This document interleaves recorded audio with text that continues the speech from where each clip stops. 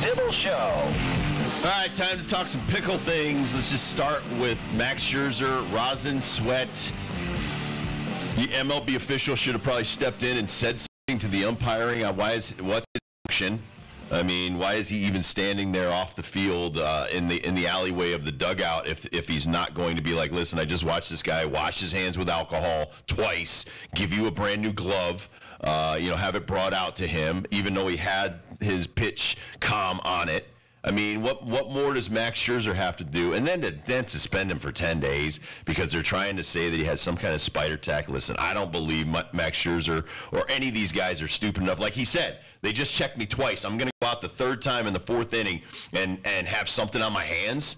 I mean, what sense would that make? So there's a lot of things here. First of all, we were watching this in real time without any sound, and we were just getting off of a pitch comm conversation with Eduardo Perez, and we thought this was something to do with the adhesive that he's using on the pitch comm, because we were like, what other foreign substance are we talking about? And we're talking about Max Scherzer here, a guy that's pretty on the up and up when it comes to playing by the rules, maybe bending some rules as much as he possibly can, but never anything with any foreign substance. Right. He's never been a usual suspect. Now, we know a lot about spider tack from last year. We got some spider tack in the studio. It's very sticky. It's hard to wash off. Glue. Yep. Even if you can't wash it off, you will still have a brown kind of residue on your hand for a while. It will stain your skin for a while. None of that. We have also learned, and you've known this for a long time, the effects of getting rosin mixed with sweat and what that can do and the adhesive that has. Even Trevor Bauer, remember the whole baseball thing he did in 2021? Oh, yeah. Where he's just holding up a baseball and it's sticking to his hand and all he was using was rosin and sweat. We say this all the time. Why'd you put rosin out there on the mound to begin with if you don't want them to use the rosin? Well, it was commonly used as something when these guys would get sweaty as a safety measure, that we don't want them losing control. This goes back to the 30s when a guy was killed with a spitball. And that's why they outlawed spitballs after that, because, okay, we don't want you. So a foreign substance is something that is like chemically different than your own composition. Your composition of DNA and sweat, is something that you can add. I don't even need the rosin. I could take hair gel, my hair product, and put it with my sweat, and I'm going to get some kind of adhesive process going on the ball, and that's exactly what I did when I was playing.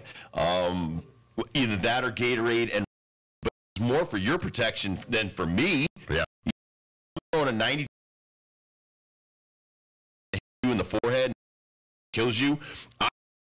For not having protective measures, I should have had better grip on the ball. We've said this. They are trying to come up with some kind of concoction of all these things that the pitcher, but they already have one. It's called rosin, and that's exactly what he was using. And even sometimes guys don't even use it for grip. They use it to stop the sweat on their hands so that the ball's not getting too much. My problem, again, goes back to why are you in Max Scherzer's face in the middle of a start? Max Scherzer only gets 35, maybe 34 of these a year. It's 85 degrees. The first part of the argument was because he had sunscreen on his face. So he's got sunscreen on his neck and his face because it's 85 degrees. And so any normal human saying, well, listen, he probably went from a 50-degree place to an 85-degree place. He doesn't want to get sunburn on his neck and his face because that might affect him more than anything else. So they're like, okay, you've got too much tackiness and it's too goopy on your hands. The sunscreen and the rosin wash it off. He walks in front of an official in the second inning, washes it off. They check his glove. We don't. Okay. Let me get another. I mean, everything he did, they came back at him with something else. Again, get in the pitcher isn't a. You saw something came out of his hand differently than I've ever seen Max Scherzer throw a pitch. Then you've got to be like, all right, timeout. That thing broke off the table. They've got all these different gyroscopes and all this other crap that they're like, we measured it, and they told us it was the most unbelievable pitch he's ever thrown. Most RPMs. It's got 5,000 RPMs as opposed to 3,500. Okay, I get all that. Now you've got a reason to question me. But if it's just sunscreen and rosin, or it's my sweat and rosin, with one that's got nothing on it. It's brand new out of the bag, pretty much, and you're going to eject me. Now, on top of that, you add insult to injury. You suspend him for 2 starts? That's insanity. When did we become this state where, you know, we're going to stop the fun out there, and now we're going to, you know, enforce the rules that we've never enforced before. Now we're going to enforce them to the point of changing the outcome of contests. The pitcher had to come out there and work extra hard behind Max Scherzer. Now they've got to put somebody in the rotation for those 2 starts instead of Max Scherzer. I mean, think of all of the domino effect of the stupidity of these umpires testing this guy's hands. I'm not for it. I never was. And now it's at ridiculous mode. Yeah, and it's latest discussions of when it comes to analytics, when it comes to this stuff, it feels like baseball needs to get back to gym class and out of science and math class. And it feels like we spend a lot of time in the nerd hallways. But when did the umpires become the judge and jury of what's on your hand? I mean, how are you, you know, it's subjective, right, to what? Umpires? What do you guys do? You call balls, and I'm not trying to belittle them. You call balls and strikes. You're trying to keep the game fair and square out there. That's your job. Your job, I remember before we were working together, I was still on the West Coast. Remember when the NFL was going through the CTE stuff, and they're like, you know, we're just going to send the officials to these neurology classes, and they'll be able to deduce and diagnose a concussion on the field. Are you out of your mind? These doctors went to school for 20 years. 20 years of med school and residency and everything else to become surgeons, and now you're going to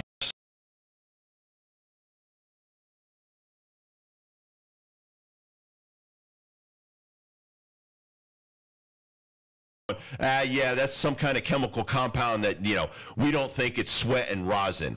Who made them the judge and jury? That's my biggest problem with allowing them this much power. In this baseball court case, it was appealed for the fine, the $10,000 fine. Everybody gets an appeal. Then you bring a case with the lawyers from the MLPA. They get the lawyers from the umpires. They have a report from the game, New York, and Bob Manfred's office, and go over this. But now you've got a cloud over your head that you're cheating. And everybody's all, yeah, I knew Max Scherzer was cheating the whole time. Now everybody else becomes, you know, couch potato, you know, quarterback. And now all of a sudden you're going to start judging Max Scherzer because some stupid-ass umpire thinks he has too much rosin on his fingers. So I want to get this out. I believe that. I'm totally with you, and I think that's what's going on with all the Scherzer and Mets haters right now. But the fine was dropped from $10,000 to $5,000 initially with the appeal from Major League Baseball. The Mets have urged Max Scherzer to accept the suspension and not go through the appeal, and Max Scherzer has agreed. He says, quote, I went through the appeal process. I looked at the appeal process. Like, I thought I was going to get in front of given that's I wasn't going to come out on top. I'm going to follow what the Mets want me to do and accept the suspension and come to the settlement. It's garbage. You force this guy to basically say, I'm guilty of something you're accusing me of, because you know the same people who just handed out the is the same people that are going to decide whether or not you're telling the truth or not. So, yeah, I agree. I never really won an appeal other than the one when I was tossed out of a game in San Francisco because of that process. They've judged you already with the suspension and the fine, and the fines never bothered me. But, you know, taking me off the field and hurting my team was my gripe. And now you're going to take Max Scherzer off the field for 2 starts, and that affects everybody. That's the biggest problem I have with this. Buck Showalter wants everybody to know, too, that they're behind Max Scherzer. It's not like they're throwing him under the bus on this as well. They're not admitting guilt at all with this. They just want like pleading no contest in a court. Correct. Buck Showalter also wants people to know that Wednesday when the game was over, Max Scherzer was the first in the clubhouse when the team got off the field to tell everybody they played a great game. Because he's a class act and a leader. Great team. And players should know their role. But yeah, imagine you've got they tell you when they're playing, when they're not playing. You got Zion Williamson out there on social media saying, when Zion wants to play, Zion's going to play. You know, then you got MLB players being treated like they're 5 years old. It's complete trash. You've trashed Major League Baseball. And these guys know it. I mean, that's why Bryce Harper, when he was on Sunday Night Baseball, was like, listen, this is just ridiculous. You know, the fact that you're telling us when we got to jump in the batter's box, now you got Juan Soto, one of the brightest stars out there. He's 23 years old, and he's sour on the game of baseball because you're telling him I can't have any antics, I can't do my little shimmy that I do to entertain the fans. You just want me to be a robot that gets in the batter's box, or you want me to be a robot on the mound and deliver the pitch within 15 or 20 seconds. Again, you're hurting yourself, not hurting the players. The players are going to be fine, but eventually people will tire of these antics by the umpires and Rob Manfred, and they'll all be gone. I really like what happened at Yankee Stadium the last 3 days. The series between the Yankees and the Angels. The Yankees end up winning the series 2-1, and the second game on Wednesday went to extra innings. Yesterday's game was just a beautiful, nasty Nestor Cortez gem as he gets his third win, goes to 3-0. And the first night was a Shohei home run. Like, if you came to see some Shohei, you should have went to the first game. And that's the one the Angels ended up winning. But the second game had so many things. I mean, Judge robbing Shohei. Yep. Oh, and then Judge. I give the edge to Judge and to Shohei in the series because I don't. The teams win. Yankees are up 2-1. When we heard that he's making $40-50 million in endorsements and Judge is making $3 million, I have the winner there. I mean, you got the win for the long run. Maybe you're winning the war, but the battle was won by Judge over those 3 games. I'll give him that. And by the way, Anthony Rizzo enjoys the no shifts. Yes, because he's talented enough to beat the no shifts. Most of these guys still hitting under 245 as a team. So kudos to Anthony Rizzo for hitting. When we come back, we'll do the first dibs question of the day. And with Ben Darnell, Rob Dibble, Kurt Kaplan on the ones and twos, we'll be right back.